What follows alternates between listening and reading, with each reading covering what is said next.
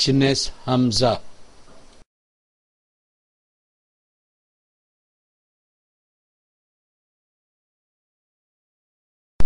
Jenis Hamzah. Hamzah yang terdapat di dalam Al-Quran terbahagi kepada dua, iaitu Hamzah putus dan Hamzah sambung.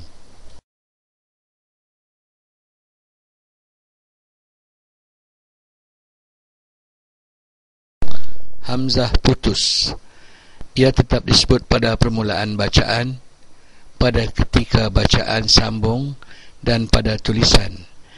Ia dinamakan Hamzah putus kerana ia memutuskan sebahagian huruf dari huruf yang lain ketika membacanya. Hamzah putus kadangkala berada di awal ayat kalimah atau pertengahan atau di akhir kalimah. Hukumnya ialah perlu disebut ketika membacanya. Contoh: Inna fatahna laka fatham mubina. Muhammadur Rasulullah walladzina ma'ahu ashidda'u 'alal kuffari ruhama'u bainahum tarahum ruk'a. Inna Allah la yakhfa 'alayhi shay'un fil ardi wa la fis sama'. Inna Allah ya'lamu ghaibas samawati wal ard. والذين يؤمنون بما أنزل إليك وما أنزل من قبلك وبالآخرة هم يوقنون وكم من قرية أهلكناها فجاءها بأسنا بياتا أو هم قائلون والبدن جعلناها لكم من شعائر الله لكم فيها خير إن الذين كفروا بالذكر لما جاءهم وإنه لكتاب عزيز ويدخله جنات تجري من تحتها الأنهار خالدين فيها أبدا لا أقسم بيوم القيامة. Hamzah sambung. Hamzah sambung iaitu ia disebut di permulaan bacaan dan digugurkan bacaannya pada ketika disambung dengan huruf sebelumnya. Ia dinamakan demikian kerana ia disambung dengan huruf bertanda sukun di awal perkataan. Tanda hamzah sambung seperti huruf shad di atas huruf alif. Hamzah sambung dibahagikan kepada 4 hukum: baris atas, baris bawah, baris hadapan, hukum gugur.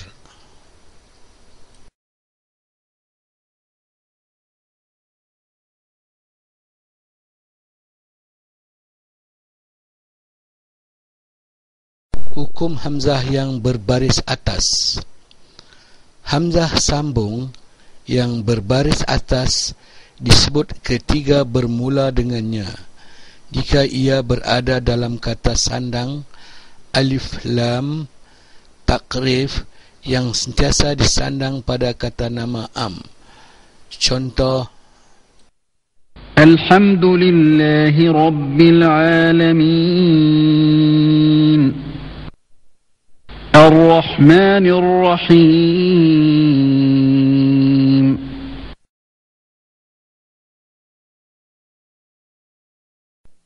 الطلاق مرتان فإمساك بمعروف أو تسريح بإحسان الله لا إله إلا هو الحي القيوم الذين آمنوا وعملوا الصالحات طوبى لهم وحسن مآب الحق من ربك فلا تكن من الممترين الرحمن على العرش استوى الملك يومئذ الحق للرحمن الذين يحملون العرش ومن حوله يسبحون بحمد ربهم ويؤمنون به ويستغفرون للذين آمنوا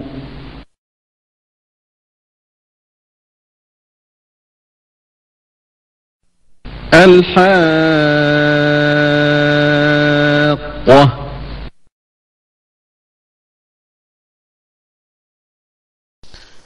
Hukum hamzah yang berbaris bawah.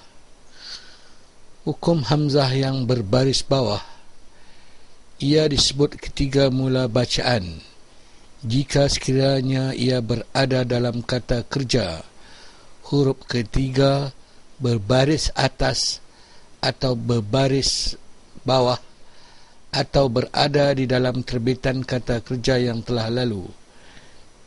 Perhatian penting, hamzah sambung wujud dalam bacaan pada 7 tempat sahaja, dan hukum mula bacaan hamzah sambung di dalam kalimah-kalimah wajib dibaca dengan baris bawah. استغفر لهم أو لا تستغفر لهم إن تستغفر لهم 70 مرة فلن يغفر الله لهم اذهب إلى فرعون إنه طغى اذهب أنت وأخوك بآياتي ولا تنيا في ذكري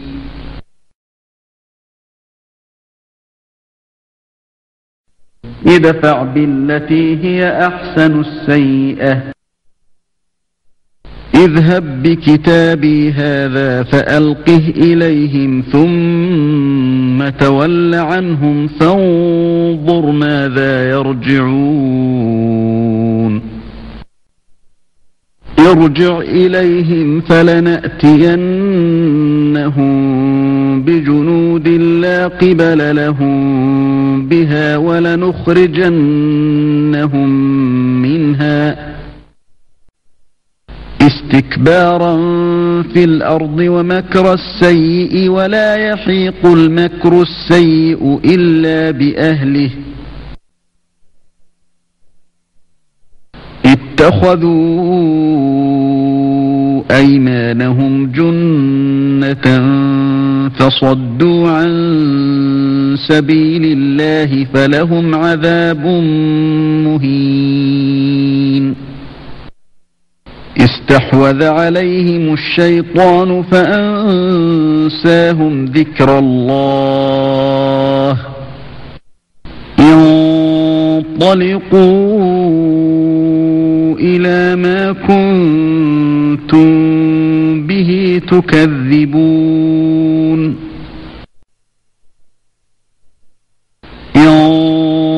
انطلقوا إلى ظل ذي 3 شعب اذهب إلى فرعون إنه طغى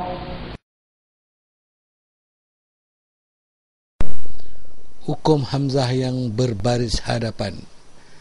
Hukum hamzah yang berbaris hadapan, ia disebut ketika mula bacaan dengannya jika huruf ketiga di dalam kata kerja suruhan berbaris hadapan.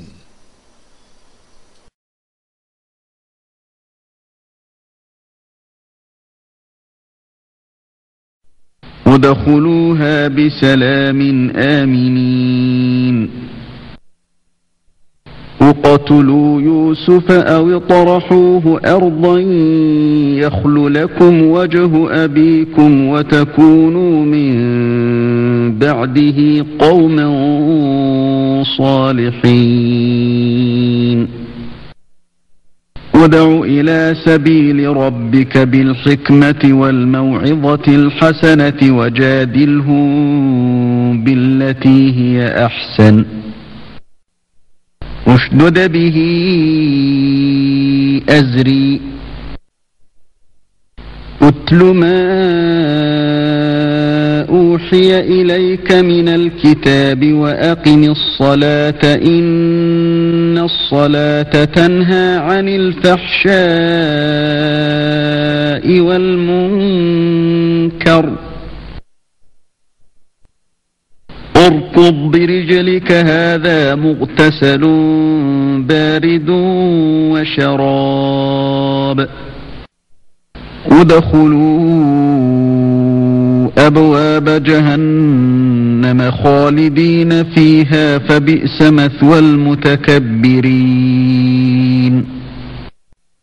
ادخلوا الجنة أنتم وأزواجكم تحبرون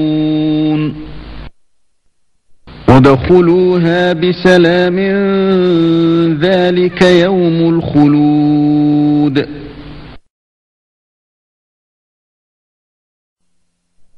ادعوا ربكم تضرعا وخفية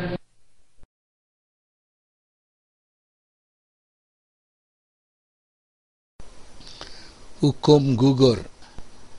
Hamzah sambung dibuang rezeki bacaan ketika bacaan sambung untuk mengukuhkan huruf yang sukun ketika itu ke atas huruf yang selepasnya, dan ia tidak memerlukan kepada hamzah.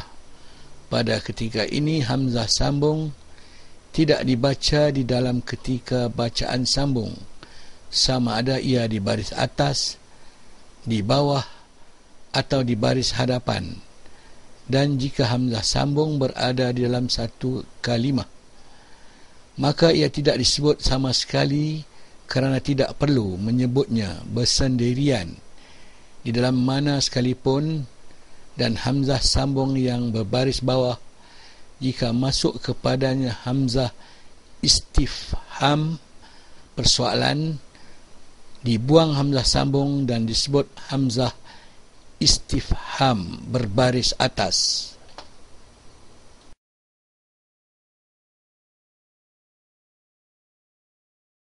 Keadaan ini terdapat di 7 tempat di dalam Al-Quran.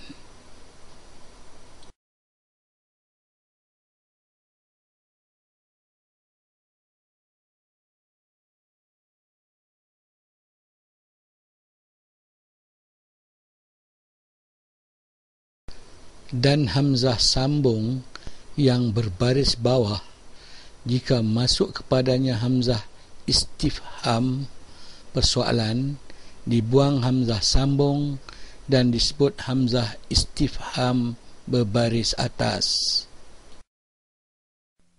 إنما يأمركم بالسوء والفحشاء وأن تقولوا على الله ما لا تعلمون وإذ قتلتم نفسا فادارأتم فيها والله مخرج ما كنتم تكتمون وإذ قتلتم نفسا فادارأتم